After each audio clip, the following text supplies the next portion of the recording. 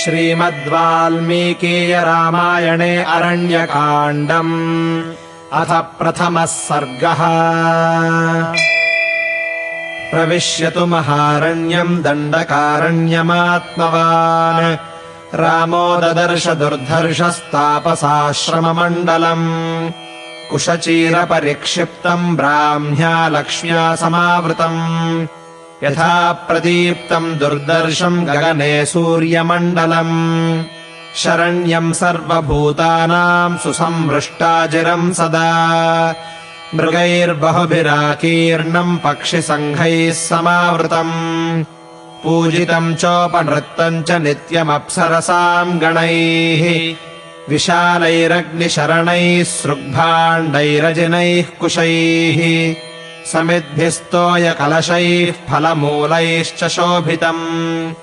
आरण्यैश्च महावृक्षैः पुण्यैः स्वादुफलैर्वृतम् बलिहोमार्चितम् पुण्यम् ब्रह्मघोषनिनादितम् पुष्पैश्चान्यैः परिक्षिप्तम् पद्मिन्या च सपद्मया फलमूलाशनैर्दान्तैश्चीरकृष्णाजिनाम्बरैः सूर्यवैश्वानराभैश्च पुराणैर्मुनिभिर्युतम् पुण्यैश्च नियताहारैः शोभितम् परमर्षिभिः तद्ब्रह्मभवनप्रख्यम् ब्रह्मघोषनिनादितम्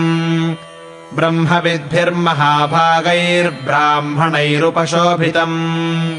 तद्दृष्ट्वा राघवः श्रीमांस्तापसाश्रममण्डलम् अभ्यगच्छन्महातेजा विजयम् कृत्वा महद्धनुः दिव्यज्ञानोपपन्नास्ते रामम् दृष्ट्वा महर्षयः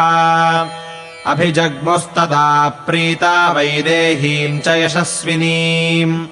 ते तु सोममिवोद्यन्तम् दृष्ट्वा वैधर्मचारिणम् लक्ष्मणम् चैव दृष्ट्वा तु वैदेहीम् च यशस्विनीम् मङ्गलानि प्रयुञ्जानाः प्रत्यगृह्णन् दृढव्रताः रूपसंहननम् लक्ष्मीम् सौकुमार्यम् सुवेशताम् ददृशुर्विस्मिताकारा रामस्य वनवासिनः वैदेहीम् लक्ष्मणम् रामम् नेत्रैरनिमिषैरिव आश्चर्यभूताम् ददृशुः सर्वे ते वनवासिनः अत्रैनम् हि महाभागाः सर्वभूतहिते रताः अतिथिम् पर्णशालायाम् राघवम् सन्न्यवेशयन् ततो रामस्य सत्कृत्य विधिना पावकोपमाः आजह्रुस्ते महाभागाः सलिलम् धर्मचारिणः